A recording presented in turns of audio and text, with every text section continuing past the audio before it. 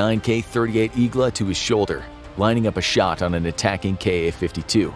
The missile strikes true and the marauding helicopter is sent plummeting to the ground. The defenders cheer and are rallied. They won't give this airfield up so easily after all. The Russians were Yeah, hey, I don't mean to make like light of this, but is this like Battlefield 3? Well, not Battlefield 3, Battlefield 2043 or like Call of Duty 3?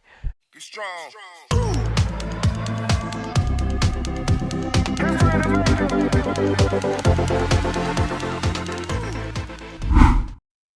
Hey guys, welcome back. This is Alex from YouHubTV, and today we're going to be reacting to a video called How Ukraine Prevented Russia from Winning on Day 1. So let's go ahead and hop into it. February 24th, 2022, 5:30 a.m. local. Russian President Vladimir Putin is going live to millions of people around the world announcing a special military operation to denazify Ukraine. Even as Putin announces the beginning of his invasion, 24 Mi-8s are already penetrating Ukrainian airspace. The transport helicopters are carrying over 100 of Russia's most elite air assault troops, the very cream of the crop of the Russian military. Accompanying them is a flight of Ka-52 attack helicopters to provide escort, security, and fire support once they arrive at their intended target. The trip is 250 kilometers from their starting bases in Belarus, and the helicopters have been in flight for half an hour by the time the news of the invasion is being broadcast around the world. The entire formation is hot on the heels of a massive missile assault on Ukraine in preparation for the invasion. Caliber cruise missiles rain down on strategic targets across the nation, prioritizing known air defense sites. Many air defense radars are destroyed. Many more, however, survive. Yet, under intense missile and electronic warfare attack, Russia achieves the only true victory of the war by completely disrupting Ukraine's extremely dense air defense network. It'll take days for the network to reform itself, but for now, Russia has near uncontested dominance of the airspace above the nation. But such a long-reaching air assault comes with risk. It would only take one battery of Ukrainian air defenses to destroy the entire assault team. So, the helicopters fly fast and low, skimming over the treetops. The Vozdusno-Desantny Vojska Rossi, the Russian name for the airborne force. They rely on speed, surprise, and more than a fair bit of bravery to seize victory, and if they accomplish their objective today, the war for Ukraine will be over by the end of the week. Hostomel Airport, also known as Antonov Airport, will allow Russia to fly in thousands of troops right on Kyiv's doorstep for a decapitation strike on President Zelensky's regime. As the helicopters penetrate deep into Ukraine, though, the mission planners have made one fatal mistake. Russian troops are not as well equipped as their Western counterparts, and even these elite aviators and paratroopers lack enough night vision equipment to undertake such a risky operation in the dark. My only criticism is, where is he getting that information? Was that made public or something, or is it just based on like speculation? That's the only thing I have about this. Because he's saying it as like a fact. I'm not sure. I'm not like a military advisor. I'm not in the military, so maybe it was out there and I didn't hear about it, but this sounds just like pure speculation to me, but I could be wrong. If I am wrong, just let me know down below in the comments.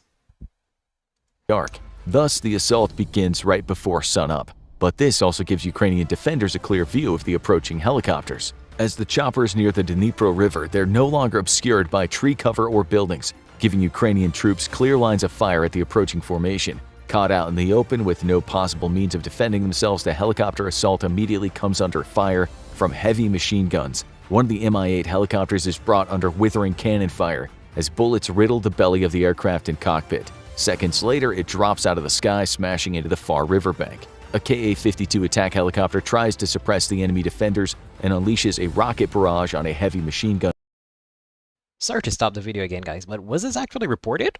Because I never heard anything like this. As I said, I may be out of the loop, but I'm genuinely curious. Was this actually reported?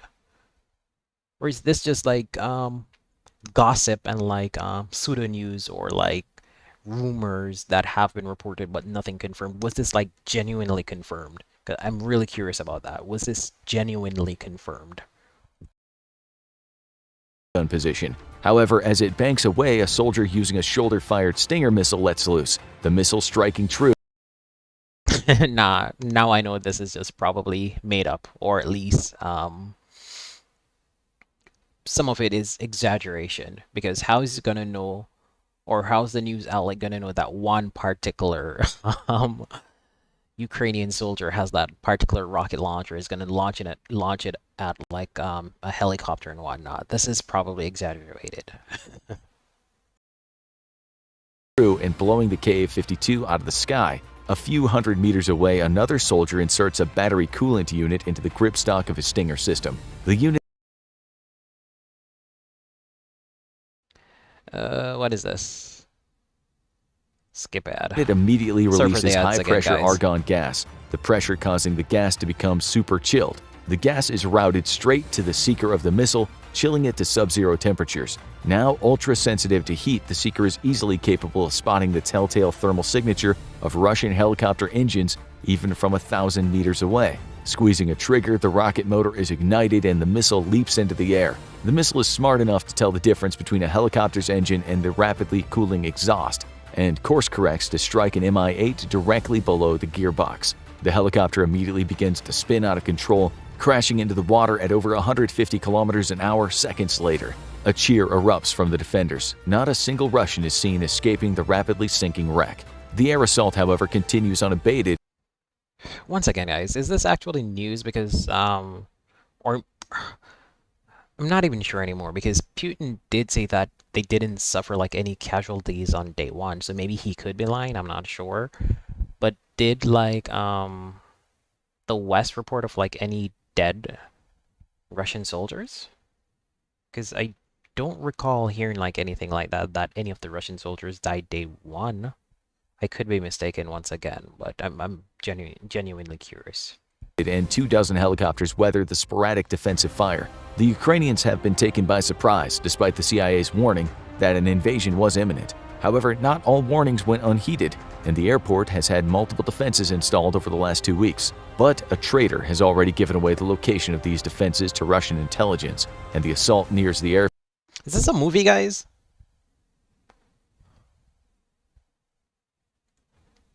The Ka-52s take the lead. Each attack chopper knows exactly what target to hit and quickly move to neutralize heavy machine guns and troop emplacements with cannon and rocket fire. The Ukrainian defenders manning these positions are taken completely by surprise by the speed of the attack and don't stand a chance.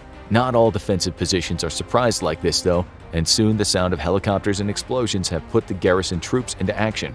These aren't Ukrainian regulars though, these men are mostly reservists who did not expect to be bearing the brunt of an attack by Russia's most elite troops. They're initially overwhelmed, but soon the attacking helicopters come under withering ground fire. The Ka-52s wheel over the airfield and launch a fresh volley of rockets and cannon fire, ripping into defenders. In the distance, the sound of the approaching Mi-8s can be heard, and the Ukrainian defenders realize they're about to be overwhelmed. Serhiy Falatyuk, however, refuses to break and run. Sorry for the ads again, guys. And brings his 9K-38 Igla to his shoulder, lining up a shot on an attacking Ka-52. The missile strikes true and the marauding helicopter is sent plummeting to the ground. The defenders cheer and are rallied. They won't give this airfield up so easily after all. The Russians were Yeah, hey, I don't mean to make like light of this, but is this like Battlefield 3? Well, not Battlefield 3. Battlefield 2043 or like Call of Duty 3? That's... Not kidding, but that's what it actually sounds like. As I said, I don't mean to make light of the situation, but that's definitely what it sounds like some sort of Battlefield 2043. Like, this sounds made up, to be honest. Doesn't sound real. Doesn't sound like anything that I've heard on heard on maybe CNN or any sort of media report. So I'm not sure. But please let me know if this is if this is accurate. Told ground fire would be light and sporadic, but as the main air assault begins to enter the airfield, they're met with fire that is anything but light and sporadic. Captain Ivan Boldyrev is in one of the lead helicopters when suddenly it's strafed by heavy machine gun fire. The helicopter sputters and stalls in the sky, forcing the pilots to bring it to a very hard and unpleasant stop on the grass below. The men inside are thrown about and jarred in their seat harnesses, but all survive the emergency landing. The attack helos have brought enough breathing room for the Mi-8s to set down, disgorging their complement of paratroopers. The men rush to create a defensive perimeter around their choppers, then squad leaders coordinate with unit commanders to expand the perimeter to nearby buildings. They're surrounded by Ukrainians, but the reservists and draftees that make up the defending garrison are no match for the attack helicopters and the elite paratroopers. To drive the point home, a series of explosions follows the roar of jet engines as a pair of Russian Su-25s lay waste to another Ukrainian position. The jets don't hang around for long though. Already, Ukrainian fighters are on their way. They've done their job, and the majority of the air assault has successfully landed. The defending troops have been pushed out of the airport in a bloody assault that leaves many of the poorly trained and equipped defenders dead. The Russians take only light casualties. All is going well. And back in Russia, infantry and heavy vehicles are being loaded onto massive Ilyushin Il-76 airlifters. Within hours, the airport will see the first of these big planes land and disgorge hundreds of troops. With 18 in total on their way to bring troops and equipment, by the end of the day, several thousand crack Russian troops will be sitting outside Kyiv. The perimeter is quiet for a short time.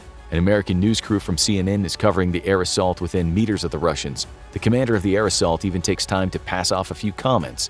The airport is secure, he says. However, shots soon ring out along the edge of the airport and the news crew quickly flees. The troops along the perimeter are coming under fire from Ukrainian civilians hiding amongst the trees that ring the airport. Hearing of the air assault, local militias have taken upon themselves to quickly respond and lend their aid, only to discover that the defenders had already been overrun. Help is coming, though, as the 3rd Special Purpose Regiment, an elite unit of Ukrainian Special Operations Forces, is rapidly moving to counterattack. These special operators are equipped and trained to NATO standards, having learned directly from American, British, Polish, and French instructors the hard lessons of Iraq and Afghanistan. They're practically chomping at the bit to go after the Russian invaders, but more importantly, they know they have to act quickly. Once the first airlifter lands, their efforts would be too little too late. Ukrainian General Valery Zaluzhny realizes this fact as well and immediately tasks a nearby artillery unit to begin bombardment of the airport. He also swiftly dispatches the 72nd Mechanized Brigade in a counterattack on the airport. The Russian defenders are soon once more engaged, this time by a well-organized counterattack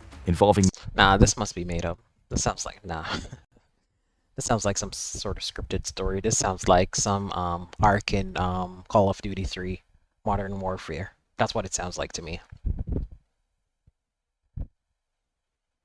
Ukrainian regulars and special forces. The Ukrainians operate under the cover of artillery, with 2 brave helicopter pilots conducting attack runs on the airfields. But the Russians managed to repel the attack with portable anti-tank weapons which tear into the armored vehicles. Automatic grenade launchers further wreak havoc amongst the attacking troops. The Russian defensive perimeter buckles at points, and they're forced to fall back in order to consolidate their position. But they're holding the airport. The time on the arrival of the first Ilyushin is ticking. All the Russians have to do is hold long enough for it to land safely. The Ukrainian force is running into extremely stiff resistance, and without a good fix on enemy positions, the artillery is proving ineffective. They're running out of time, and they know it. If they don't push the Russians out in the next few hours, it'll all be over. The 4th Rapid Reaction Brigade of the Ukrainian National Guard has been quickly assembled and dispatched in their armored vehicles, going full speed toward the airport. Police block off civilian roads and make a clear lane for the army. So everything seems to be going against them. I want to hear like how they actually prevented a day 1 win, because so far everything seems to be going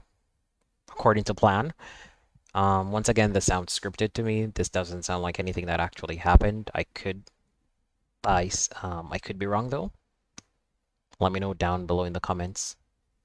Armored vehicles. An hour later, the first infantry fighting vehicles and tanks of the 4th are arriving at the airport, throwing their weight into the battle. The Russian paratroopers have little heavy equipment to counter this armored threat with, and rely on air cover to deal with the heavy tanks and IFVs of the 4th Rapid Reaction Brigade. Nearly out of anti-tank missiles, the Ka-52 attack helicopters and a pair of Russian bombers are all that stands between the defenders and annihilation under the treads of the Ukrainian tanks. More helicopters are destroyed, but under intense cannon and rocket fire, the 4th's tanks and IFVs take heavy losses. Russian air cover can't stick around forever though, as the aircraft are quickly running out of fuel and ordnance. To make matters worse, Ukraine's Air Force is scrambling to overcome the shock of the attack and the effects of missile strikes against its airfields and hangars. A MiG-29 is screaming toward the airport, and it spells doom for any Russian helicopter or bomber left in the area. Hold on, stick up in. What was reported on the news was that Russia had complete air dominance, if I'm not mistaken. Like, they destroyed all of like Ukraine's what are they called again? Hangars, and pretty much complete dominance in the air. This goes contrary to what we've been told on the news. Maybe it's accurate, I'm not sure, but as I've been stating before, this actually sounds super scripted. I'm not sure if this is accurate. It could be, or maybe this is just like some exaggeration by the narrator. Who knows? Forced to retreat, the paratroopers are now on their own. By now, their defensive perimeter has shrunk even more. The commander of the airborne assault has to make a fateful decision. He cannot possibly guarantee the security of landing aircraft, knowing that it might spell the doom of him and his men. He radios the information via satellite comms back to headquarters. The Ilyushins are turned around and head back to Russia. Ukrainian defenders have no idea they've just won the battle for the airport, but the fighting is far from over. The Georgian National Legion has been fighting in Ukraine since 2014, and in 2016 officially made part of the Ukrainian armed forces. Legionnaires now rush to reinforce the attack on the airport. A fresh assault bears down on the Russians. They're now out of anti-tank missiles and are running dangerously low on ammunition. Cannon and machine gun fire strafes the buildings of the airport, and the Russians realize they're about to be overrun. There's only one way to avert an even bigger disaster, and that's to retreat to the safety of the woods to the north of the airfield. As the sun begins to set, the paratroopers are ordered to retreat, the men making a mad dash for the safety of the forest outside the airport. Out of ammunition, Georgian Legion commander Mamuka Mamulashvili hops into a civilian vehicle and runs over retreating paratroopers. Guys, did you just hear that part? Let me just go ahead and rewind if you didn't hear that part. As the Mamulashvili forest outside the airport, out of ammunition. Please listen closely, guys. This, as I said before, this sounds like some sort of arc in Call of Duty 3. Just listen closely to what supposedly happened. Georgian Legion commander Mamuka Mamulashvili hops into a civilian vehicle and runs over retreating paratroopers.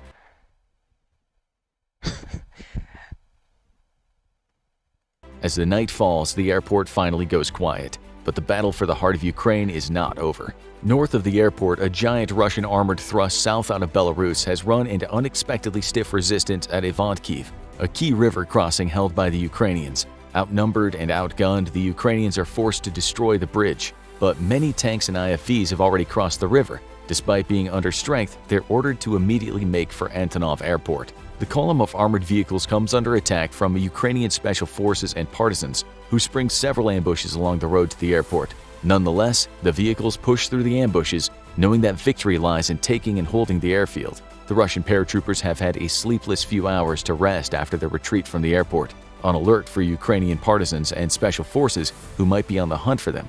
They had been told Ukraine wouldn't put up much of a fight, but they had never expected such fierce resistance. The sound of approaching friendly vehicles lifts their battered spirits though. Refitted and re-equipped, the Russians organize an assault on the airport. Preempting the attack, Russian bombers conduct several preparatory strikes, inflicting serious damage to the defenders. Ukrainian air defense networks are only now starting to come back online after being forced to disperse from pre-war positions or face destruction. Russia still enjoys the ability to use close air support and takes full advantage of the fact, bringing withering fire down on the airport's defenders. The assault breaks on the airport with renewed vigor, and a fresh wave of paratroopers skirts Ukrainian positions to land more troops. The tide is turning, and the Ukrainian defenders can't hold under the intense pressure of the assault. Forced to retreat, Ukraine once more calls on its artillery, but this time not to attack the Russians, but to pound the runways of the airport. The big guns belch out heavy shells that smash the concrete runways to pieces, and after an hour of bombardment, the runways are a mess of craters and debris.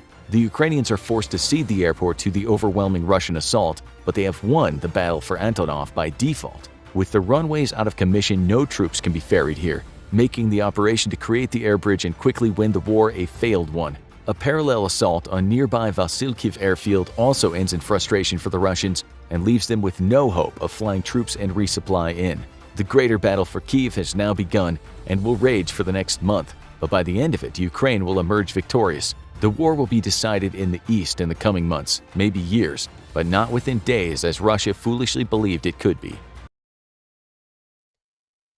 Alright, so interesting video, guys. So I don't know if this is propaganda, I don't know if it's real, I haven't done much research into the war and so forth, but what I had heard on TV and so forth, maybe CNN and some other stations, CNN, Fox, pretty much that Russia had air superiority, and they were pretty much winning most of their battles, if I'm not mistaken. I could be wrong, but as I said, I never followed up on it.